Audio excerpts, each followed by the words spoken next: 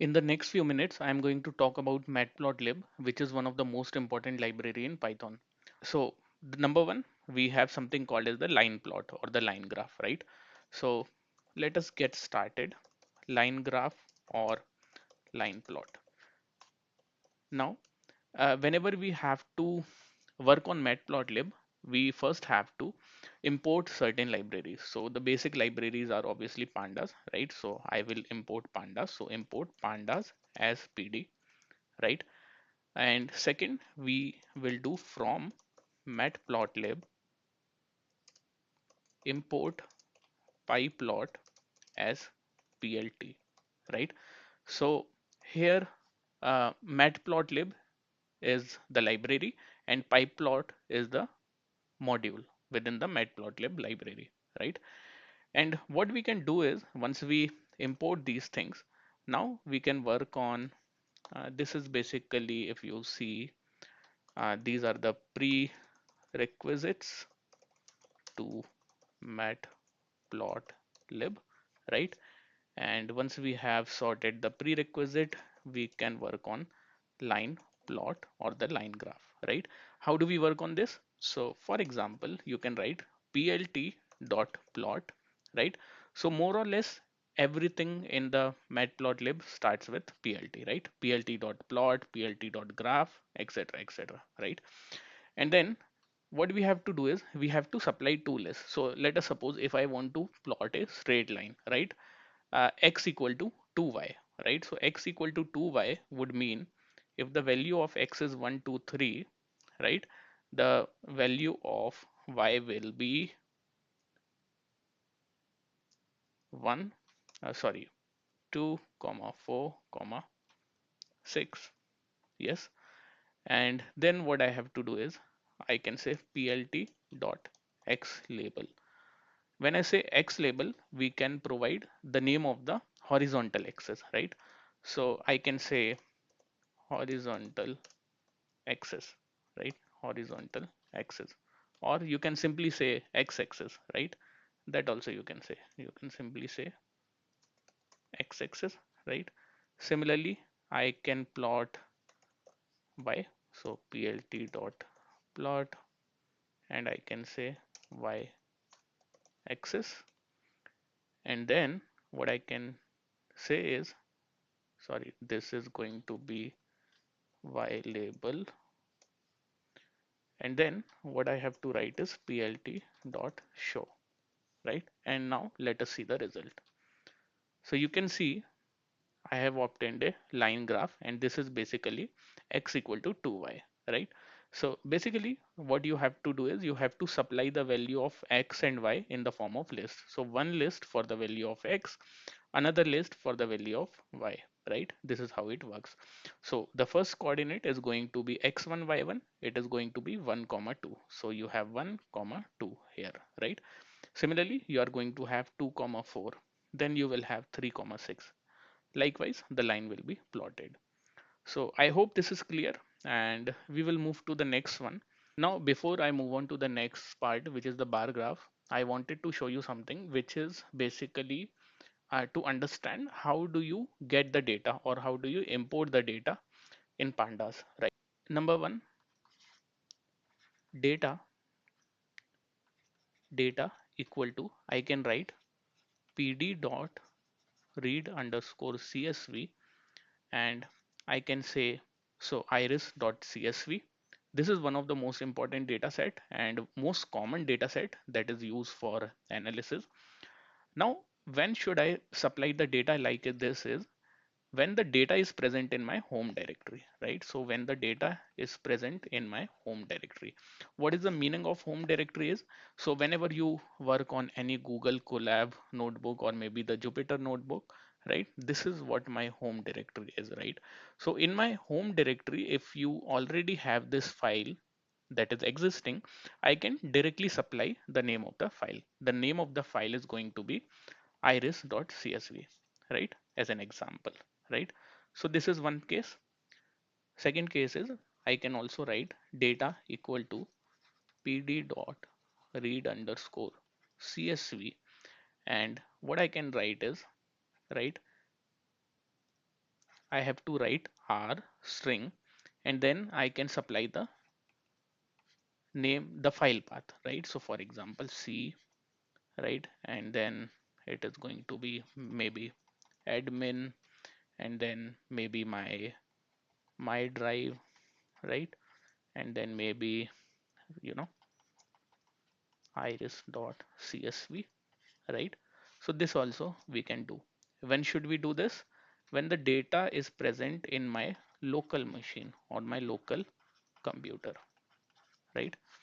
And there is going to be a third case as well, which is when I directly want to provide the URL. So I can write pd.read underscore csv, and I can directly provide the URL, right? So this is also possible.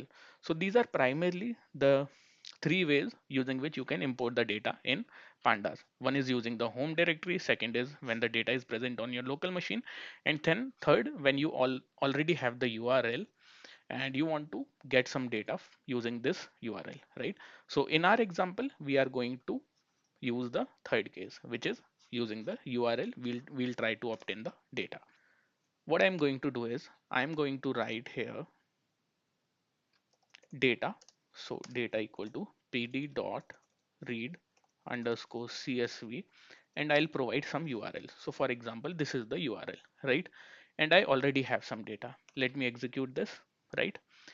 Now, second thing is how do we do the analysis of this data, right? There are certain things that you have to keep in mind, right? So analyzing the data, right? So how to analyze the data?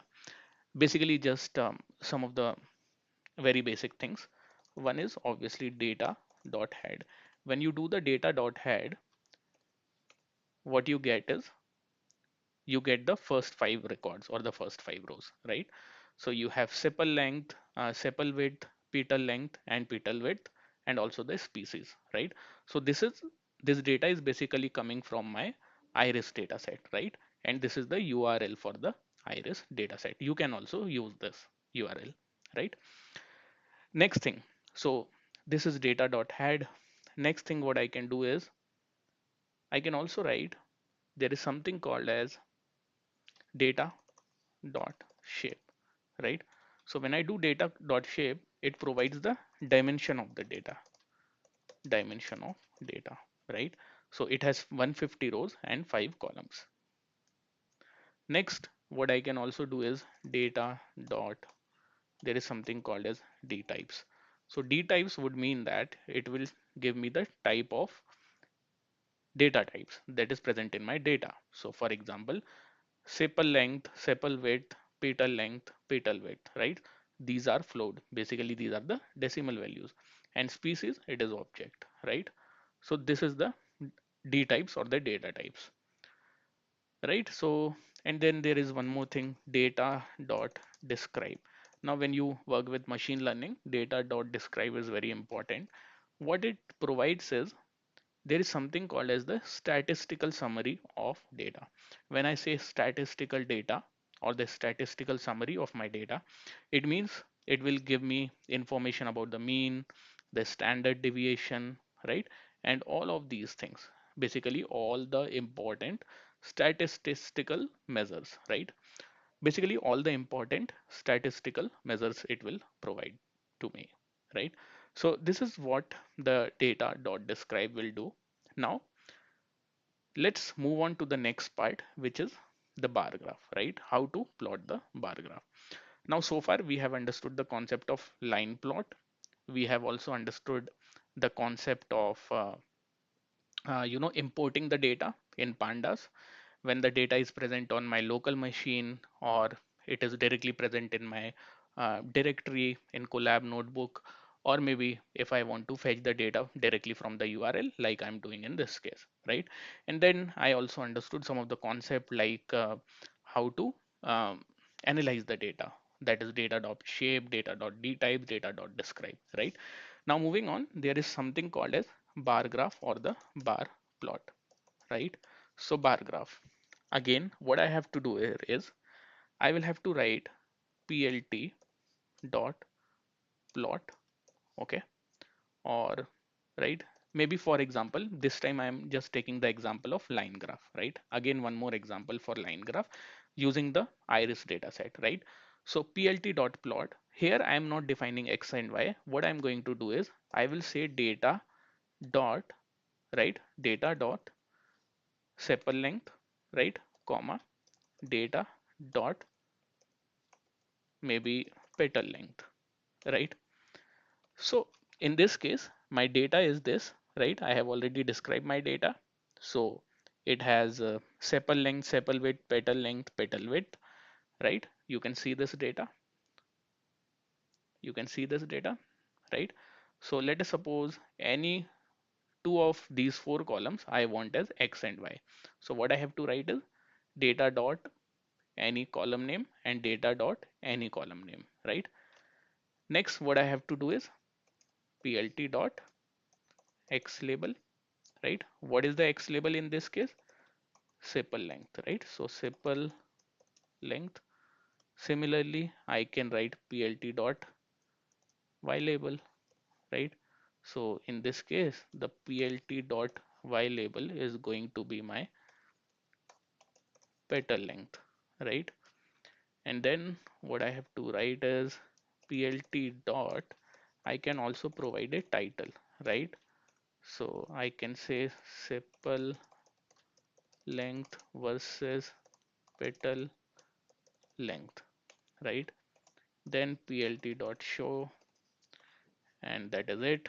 Now when I plot this, you will be able to see something.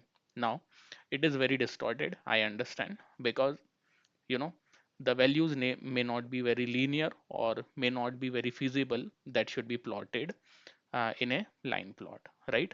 Now let us try to take the same values or the same set of x and y, and let us try to plot something called as the bar graph, right? So what I have to do for a bar graph is plt dot plot, or instead of plot it is going to be plt dot bar, right? Then x label is going to be the same, y label is going to be the same, title is going to be the same, and let us plot this, right? So when I plot this, when I execute this, I get something called as this, right? Now again, you are able to see the bar graphs, but you don't see the actual bar graphs here, right? The reason is the bar graph basically works on, or it works fine on the categorical data, right? So when you have categorical data, the bar graph works fine, right? So this is one of the, so bar graph should be used with categorical data, right? As an example, let's take an example. So what I'm going to do is, again, this is going to be a bar graph. So I will say plt dot bar, and then what I will do is I will say species, right? So data dot, instead of this, instead of x, right, I will change it to something called as species, right? So because you see we have characteristic, we have the categorical data also, right? So in this data, only this species column has the categorical data, right? So it has some categories. So I will say species, and then I can give petal length or whatever. X label also accordingly I can change, and it is going to be uh, you know species, and here also I can change the title to species, and then when I do plt dot show, looks like there is some error. So it has to be data dot species, right? Now when I plot this, you see I get a proper bar graph, right? Why? Because on the x-axis, if you see, I have the categorical data this time, right? If I only include the numerical data on the x as well as the y-axis, the data or the graph will look something like this, right? Which is not very accurate, right? So always remember that whenever you have to work on bar graph, always on one of the axes you need to have the categorical data. Now let's move on to the next one, which is basically my histogram, right? So when I talk about histogram, It works with any one of the attribute for our data, right? So for example, whenever you have to take only one attribute, right, you can use something called as histogram. For example, we can say plt dot hist, right, and then I can say data dot sepal width, maybe this time, right, and then what I have to do is plt dot show. That's it. Now you will see the histogram will be plotted, right? So it works on basically any one attribute. Let's take another example. This time instead of sepal width, I am going to have something called as sepal length, right? And when I do plt dot show, again I will get one histogram.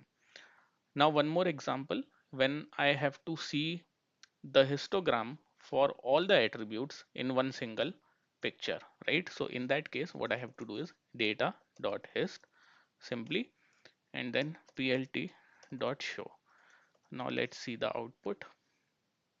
So you see the histogram is plotted for all the attributes, right?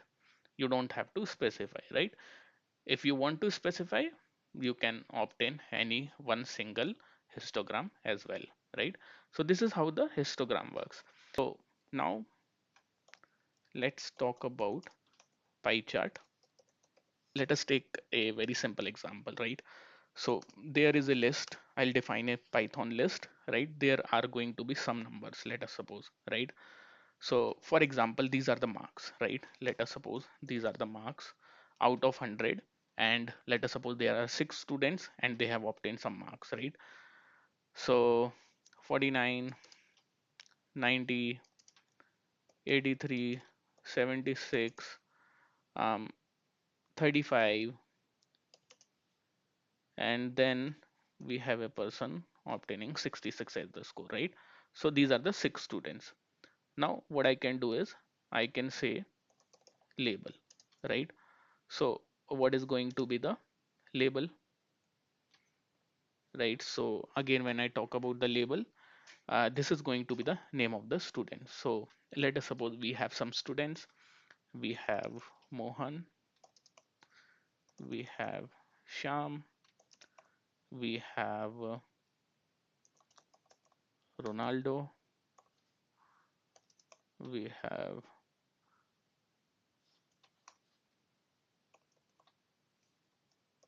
Priyanka, and we have Mike, right? And we have one more student, right? Donald. And there is one more thing. I want to define some colors. So I will define another list for colors. So for example, Mohan, I want to indicate with yellow, right? If it is Sham, I want to indicate with blue. If it is Ronaldo, I want to indicate in white. If it is Priyanka, I want to indicate in red. If it is Mike, I want to indicate in blue. If it is Donald, I want to indicate in, let us suppose, magenta is the color, right? And then what I have to do is, so any kind of pie chart, you remember these three things, right? So first is the actual values, right, on which, on the basis of which your pie chart will be generated. Second is obviously the label. So each piece of pie chart needs to have some label. That label can be defined. And third thing is the color, right? So what exactly is going to be the color for each piece of the pie chart, right? And then when I have to define the pie chart, what I have to write is plt dot pie simply, right? I want to define marks, right? So marks comma, now you want to provide labels. Where are the labels? In the label list, right? Then colors, right? So colors, right? Colors, where are the colors? In the color list. Then there is something called as start angle, let us suppose 120. Then we have something called as explode, right? And here I have to provide within a simple bracket let us suppose 0 comma 0 comma 0. So we have 6 elements, so provide 6 zeros, right? And I believe that is it. And then what I have to do is plt dot show. Now when I do this, I'll be able to get a pie chart, right? Now you can see that this is the pie chart that we have obtained. Now I can play with it. I can change some of the colors. So for example, Ronaldo is coming in white, which is not looking very good, right? Given the background is also white, so I will change it to green color. Let us suppose, so green color, right? So now it looks little bit better, right? Now let us try to understand some of the things. So for example, what is start angle? So start angle is something basically if you, right? So if pie chart, if we have to draw a pie chart, it has to start with some angle, right? So the first angle is going to be a 120-degree angle, right? So that is what it is. So for example, if you see Donald, right, it is drawn at a 120-degree, right? So if you consider this as the x-axis, the Donald is drawn at 120-degree. If you can change this also, right? So the view will be changed. So for example, 60, it will be drawn like this, right? You can make it 90, right? So it will be drawn like this, right? So this is the way, right? So for example, I'll keep it 120. For me, the 120 looks fine. And now what is explode? So explode is, so for example, you want to give a comparison and you want to highlight one piece of pie, right? So let us suppose one piece of pie coming out, right? So you want to explode that piece of pie. What you have to do is, so let us suppose if there is a Ronaldo, you want to show it differently, right? The Ronaldo pie should be coming out. So Ronaldo, if you see, it is number 3. So number 3, you can make it zero point 0.1 or zero point 0.2 under the explode. And when you run this, this will be coming out. If you make it 0 0.1, it will be coming out little bit, right? So basically it is like a width, right? How much you want to explode, right? So this is how the pie chart works. Now there are two more plots that I want to quickly explain. One is the box plot and other one is the violin plot. So number one is basically your box plot. Now what is the box plot? It is also called as the box and the whisker plot. Box and whisker plot. And what actually happens is it shows the distribution of numerical data or the numbers, right? And basically it is used for numerical data. So how it works is, so for example, if I have to show you something called as box plot, this is how the box plot looks like, right? And what typically happens in a box plot is you see that it shows the numerical distribution of values, right? So on the y-axis, what you see is the numerical distribution of values, right? So for example, if I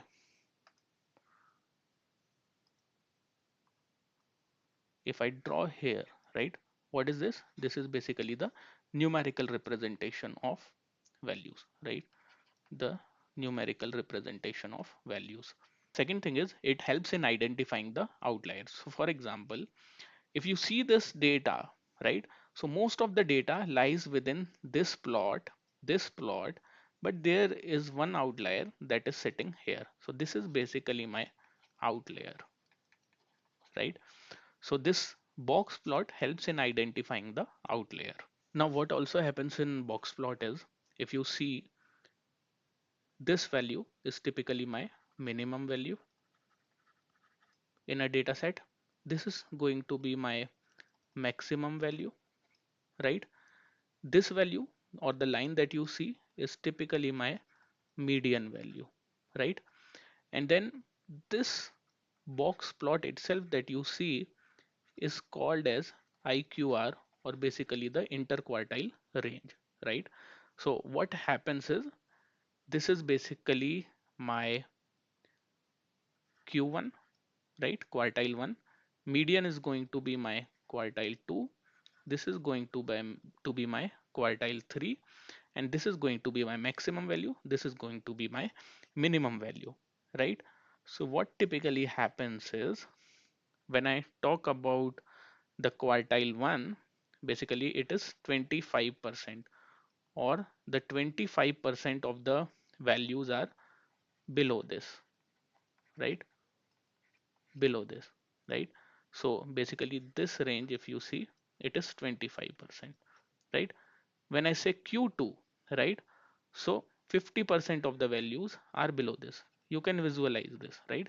So 50% of the values are below this. This is Q2. When I talk about Q3, 75% of the values are below this point, right? And then when I say maximum, 100% of the values are below this point, right? Because this is the maximum value. So other than this, everything that is 100% value will have to be below this maximum point, right? This is what the concept of box plot is. Now let us try to understand how do we plot the box plot.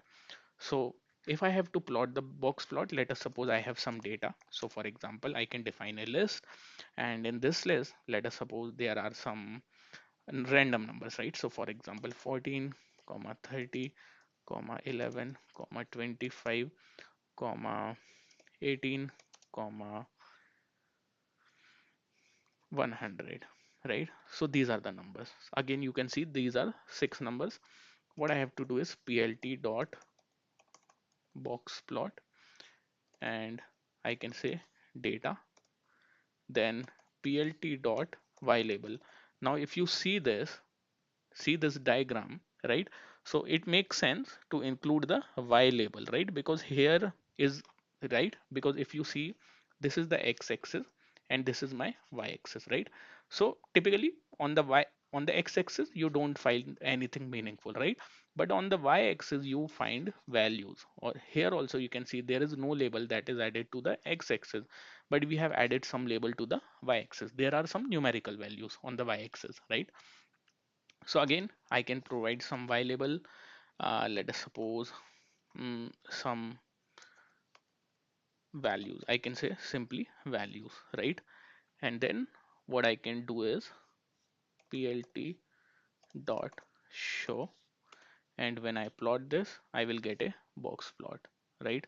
Now, if you analyze this box plot, you will be able to understand that this is my, this value that you see here, right? This is my outlier, which is 100, and rest of the values are sitting here. You can see what is the minimum value, 14, right?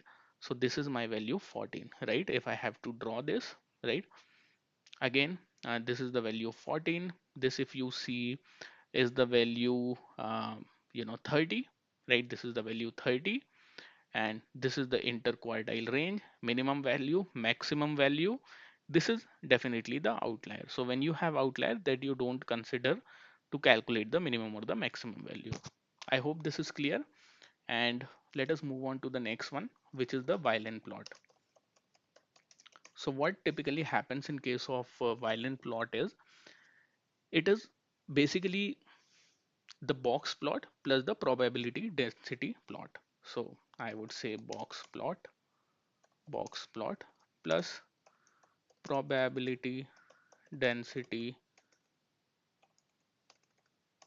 plot, right? So this is what happens in case of violin plot.